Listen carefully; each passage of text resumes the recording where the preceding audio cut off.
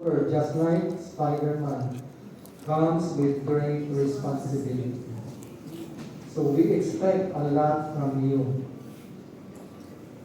If you will not do your part, patient dies in front of you, you can be sued. And there are lawyers running after doctors, making money out of their negligence. Gusto pa mo ito? Hindi rin na? No. You should be risk takers. Who will take care of the people when we will not be around anymore? Diba? So it will be your time to shine. And we hope you make mom proud. Okay, when DQ is infinity, what is the meaning?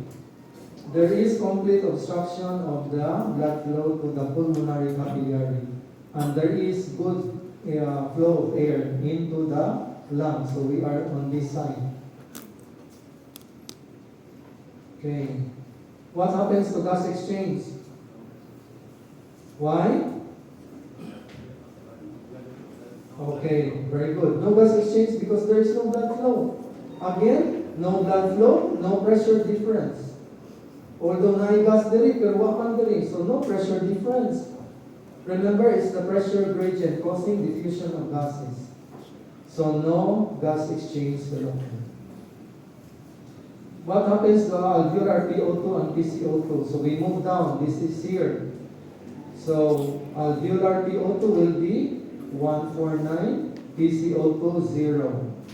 If you look at this figure, carbon dioxide 0, and then PO2 150, 149.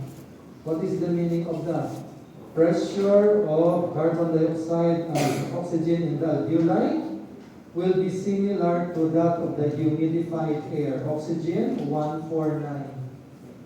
Carbon dioxide 0.3 or 0.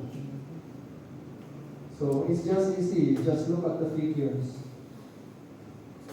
Okay. What happens to air? Inspired air filling the alveoli. Because there is no blood flow, no gas diffusion will occur. This becomes a dead space air. So that is now called physiologic dead space. While in complete obstruction of the airway, physiologic. In decreasing BQ, there is physiologic shock in decreasing BQ. But here, this is an increasing BQ already. Normal blood flow or even air flow, and then no blood flow. So that is BQ infinity. So this is, do not be confused, this is BQ infinity. Example of a BQ ratio that is infinity clinical condition, pulmonary embolism. So what's the source of the embolus? Coming from the coronary artery during acute myocardial infarction or because of deep venous thrombosis. The embolus detoxes from the thrombus, becomes an embolus, finds its way into the venous circulation, ending in the, ejected by the right ventricle into the pulmonary artery. And in one of the branches of the pulmonary artery where the lumen is small, then there will be complete obstruction of blood flow. Then no more blood will flow into the pulmonary capillaries, supplying the alveoli. So that's BQ infinity. Clinical condition is pulmonary embolism. Now we are discussing BQ less than normal, and that is decreasing. I have cited an example of this already. So describe alveolar ventilation. Acute asthmatic attack, mild, moderate. The alveoli becomes less filled with air. There is good blood flow. So what happens? Gas exchange. Gas exchange will become impaired. It will decrease. It becomes impaired. It will decrease. So this is now a condition where there is a mismatch. The same with complete obstruction of the airway and no blood flow into the alveoli. What happens to the removal of oxygen relative to its delivery? Decreasing BQ ratio, the rate of delivery of oxygen is decreased. but its rate of removal is increased. Despite there is a narrow pressure difference, oxygen will still be removed from the alveoli. And what happens to the delivery of carbon dioxide relative to its removal? There is increased delivery of carbon dioxide. Why? Because there is no problem with perfusion. The problem is with the obstructed airway. So therefore, there is less removal of carbon dioxide. Yet it is well delivered to the lungs. What will happen to the alveolar PO2, PCO2? So alveolar PO2, normal decreasing, decreases. While alveolar PCO2 will increase or moving up. Alveolar PO2 is 40, so this is moving up, so it become near to 50. So it's easy to interpret. What about VQ is, what happens to a certain fraction of the venous blood passing through it?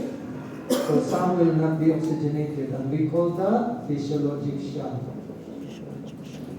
If the alveoli is poorly ventilated or not well ventilated. Some of the blood passing through the alveoli will not be oxygenated. So that's physiologic shock. What about when the VQ ratio is greater than normal? What is the meaning of that? The alveoli is greatly ventilated, but there is decreased perfusion. So another mismatch. So this right alveolar ventilation when the VQ ratio is greater than normal. When we say greater than normal, there will be greater airflow, but decreased blood flow to the alveoli. Just look at the word greater. When we say VQ ratio that is greater than normal, B becomes greater than Q. That's the easiest way of how to interpret it. Okay? So again, when we say VQ ratio is greater than normal, it simply means, look at the statement, greater than normal, alveolar ventilation becomes greater than Q, than perfusion. Okay. Becomes greater than normal. So what about the blood flow? The blood flow is decreasing. Because if ventilation is higher than Q, then Q must have decreased. So what happens to gas exchange? The same, decreased gas exchange. So it becomes impaired. Similar to VQ ratio that is less than normal or decreasing. So what happens to the delivery of oxygen relative to its removal? There is more delivery of oxygen because there is greater flow of air. But it is less removed. There is less removal of oxygen. Why? Because there is decreased blood flow. And what happens to the removal of carbon dioxide relative to its delivery? Because there is decreased blood flow, there is decreased delivery of carbon dioxide. And less carbon dioxide is expired. Because there is less amount flowing into the pulmonary capillary. So what happens to alveolar PO2 and PCO2? So just look at this graph. This is normal. This is VQ ratio that is increasing. So PO2 becomes higher than 100. What about PO2? PO2 is from 40, it is decreasing. This is decreasing. Do not be confused with this. This is VQ infinity. But between VQ ratio that is normal and infinity, that is increasing VQ. So there is increased flow of air, but less blood flow. So there will be what? Increased air filling the alveoli, but less being removed from the alveoli, less diffusion. Because of the decrease in the partial pressure difference, less carbon dioxide is delivered to the alveoli because of decreased blood flow. And therefore, PCO2 will, what will happen to PCO2?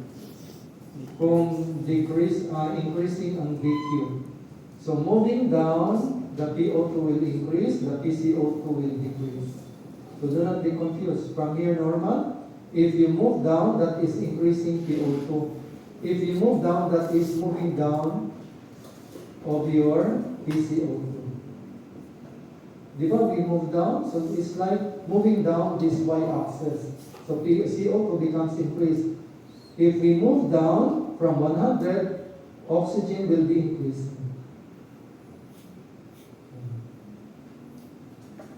What happens to the gases filling the alveoli that is greatly ventilated but there is less blood flow? So again, that is another physiologic dead space. So physiologic dead space will be in a condition where the VQ ratio is increasing and VQ infinity. Physiologic shock when the VQ ratio is decreasing. So that is physiologic dead space. What are the two types of wasted ventilation? More airflow, less blood supply, and no blood flow will ventilate them. So that is VQ increasing and VQ infinity. So we call that physiologic dead space. What that's considered wasted ventilation, because although air fills the alveoli, but it is wasted because less will diffuse because of decreasing blood flow or absent blood flow. The other type of wasted ventilation is air filling the airways. That is what we call anatomic dead space. Air filling the airway, no gas exchange will occur. Because the purpose of the airway is just for air to pass through, to reach the alveoli, and there is no diffusion. So we call that anatomic dead space. So the two types of wasted ventilation are anatomic dead space and physiologic dead space. The cause of the physiologic dead space, increasing VQ ratio and VQ infinity.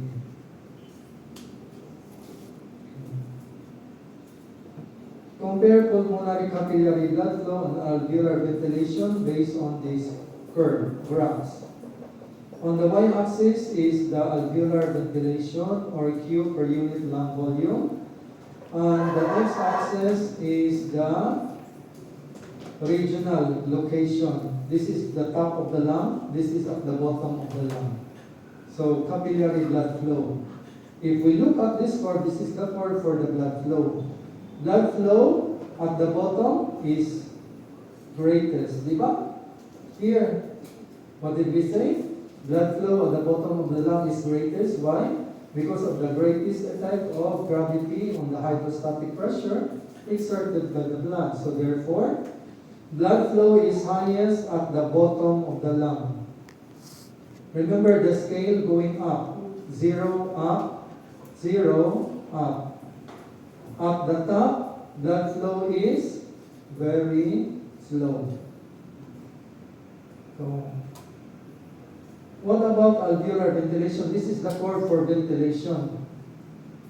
Now, what about ventilation? The top is less ventilated than the bottom of the lungs. If you look at here, the base has a higher ventilation compared to the top is lower. Okay? And this blue curve is the VQ ratio. So if you interpret it, the VQ ratio, where is it highest? At the top, at the bottom? Okay, very good. It is highest at the top. This is the top. Lowest at the bottom. So VQ ratio, lowest at the bottom, highest at the top. Okay? So do not be confused. So what is, compare the regional differences in alveolar ventilation. Why is there greater ventilation in the upper portion compared to the lower portion? Okay, do not be confused with ventilation, lowest in the apex, highest in the base. So based on this, the intrapleural pressure at the base of the lung is minus 1.5 centimeters water. At the top, it is minus 8.5 centimeters water. The higher the more negative the intrapleural pressure in the apex, then the more it will exert an outward traction on the outer wall of the airway, the larger will be the lung volume.